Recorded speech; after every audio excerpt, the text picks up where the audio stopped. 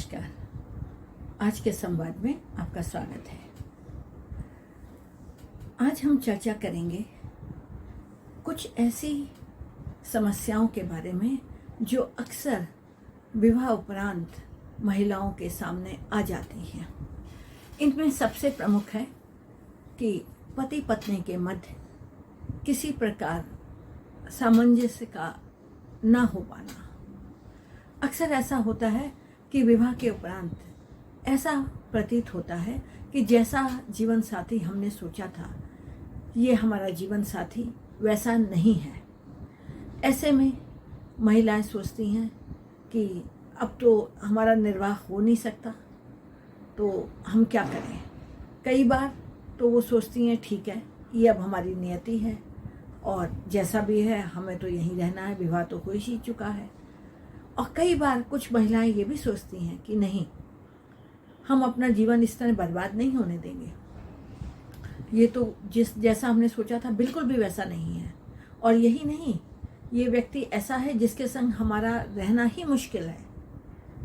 तो इस तरह की जहाँ बात होती है कि व्यक्ति ये सोचता है, पत्नी ये सोचती है कि अगले व्यक्ति के साथ हमारा रहना ही मुश्किल है, वहाँ पर अक्सर लड़कियां या तो अपने मायके वापस आ जाती हैं या कुछ समय बाद ऐसा भी देखा है कहीं अगर वो अपने जहाँ माता पिता रहते हैं वहाँ ना रह के कहीं और रह रही होती हैं, नौकरी कर रही होती हैं, तो वो अलग हो जाती हैं। और उनका एक ही उद्देश्य होता है कि ठीक है, इसने लड़के ने यानी कि उनके पति ने उनके साथ धोखा किया और हम उनको मजा चखाएंगे। हम बिल्कुल अब उनके ऊपर 498A का एक मुकदमा डाल देंगे और कुछ ना कुछ उनके घर वालों के विरुद्ध केस डाल के या किसी और प्रकार से तंग करेंगे उनको। उनका उद्देश्य एक ही होता है कि नहीं, अब विवाह हो गया है और हमें इस विवाह में नहीं रहना है, तो पति से ज़्यादा धन उग्राह लिया जाए। उनका उद्देश्य ही होता है कि नहीं, अगर ये हम डाइवोर्स तो देंगे नहीं, हमें तो दोबारा शादी करनी नहीं है, और अगर अगले को डाइवोर्स चाहिए तो फिर वो हमें इतना धन दे। यहाँ तक कि लोग करोड़ों में रुपया मांगने लगते हैं। तो यहाँ मैं एक बात स्पष्ट करना चाहती हूँ कि जहाँ भी कहीं ऐसा होता है कि कोई रुपया मांगता है तो उसका रुपये मांगने का कोई भी वैधानिक आधार नहीं है।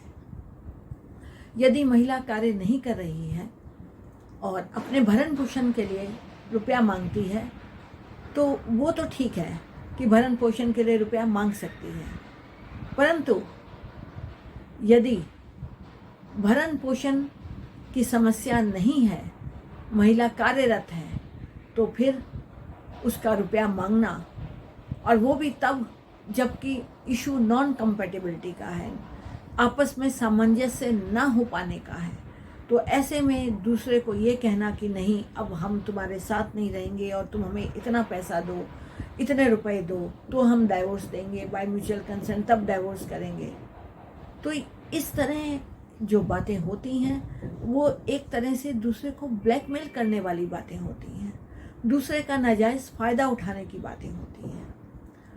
कहीं कहीं तो ठीक है, आपने बहुत सारा धन दिया लड़के वालों को या लड़के वालों के घर वालों को, तो ठीक है, आप अपना धन वापस ले सकते हैं। जैसे तिलक पे रुपए दिए, 20 लाख दे दिए, 10 लाख दे दिए या कुछ और धन दे दिया, तो ठीक है, आप अपना धन वापस ले सकते हैं, वो एक अलग बात होती है। परंतु यहाँ पे कोई धन की बात नहीं है, कोई दहेज की बात नहीं है, फिर भी ये सोचना कि नहीं, हम अब कुछ पैसा मांगेंगे, रुपया मांगेंगे, तब हम डाइवोर्स देंगे, तो अपने आप में जो ये सोच है वो बहुत ही संकीर्ण मानसिकता की सोच है।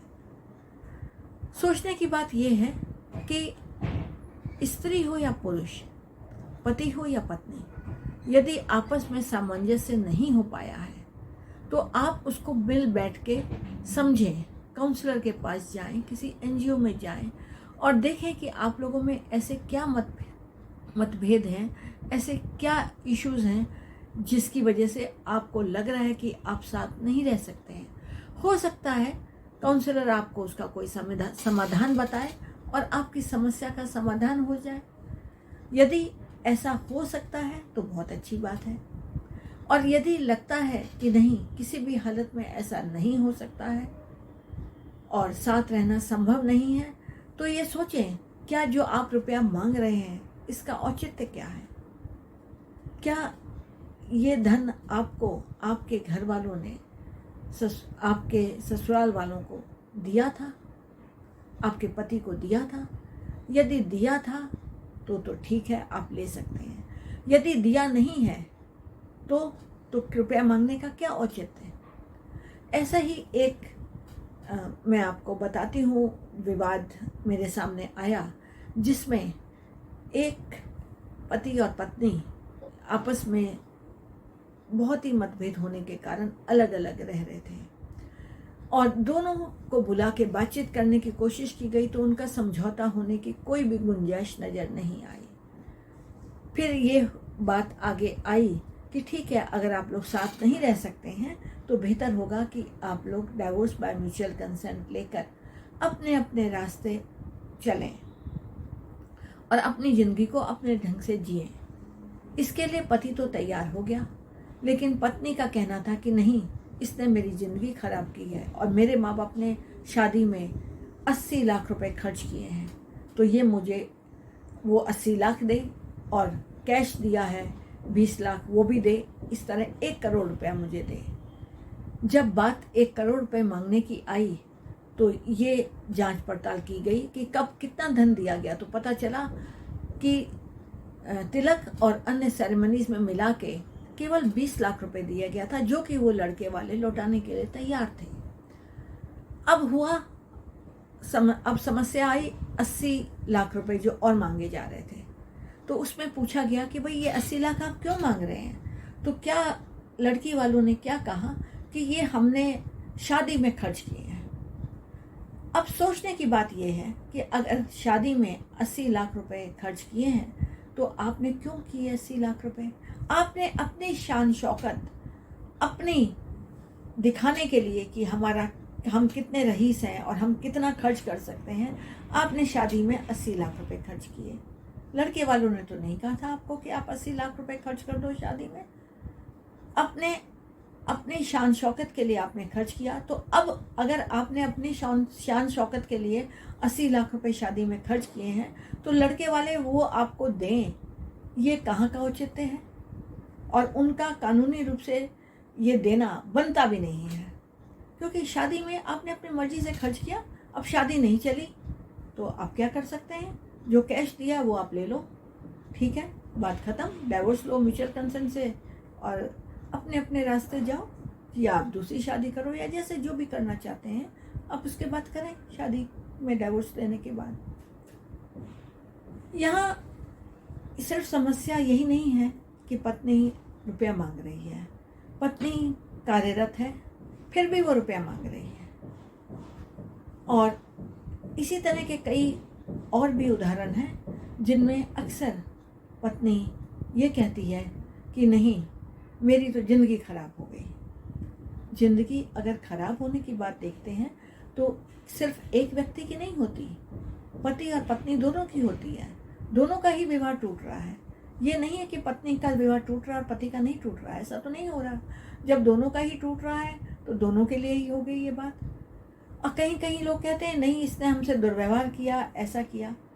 तो सोचने की बात तो ये है कि जब आप विवाह तय करते हैं तो आपने क्यों नहीं पहले कुछ मुलाकातें की, क्यों नहीं एक दूसरे को समझने की कोशिश की, क्यों नहीं आप ये बात समझे कि अगर कोई समस्या होगी तो आप उसका कैसे समाधान करेंगे, या आप लोगों के विचार मिलते भी हैं आपस में कि नहीं मिलते हैं। ये तो नहीं कि दोनों में नॉन कंपैटिबिलिटी इशू है, दोनों की मानसिकता अलग अलग है, सोच अलग अलग है। यदि ऐसा है तो फिर पहले ही सोच समझ के स्टेप उठाना चाहिए था। विवाह तय करने से पहले कम से कम 6 महीने, साल, 1.5 साल आपस में मुलाकात करनी चाहिए थी।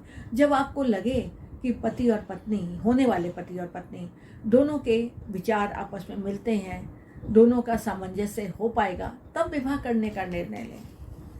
और यदि ऐसा नहीं करते हैं, सिर्फ लड़का लड़की को देखा और आनंद फानंद में सगाई हुई, शादी हुई और शादी में बहुत सारा रुपया खर्च कर दिया, तो ये आपकी गलती है। मैं अक्सर ये बात कहती हूँ, मैंने अपने और वीडियोस में भी कहा है कि शादी में इतना रुपया खर्च नहीं करना चाहिए।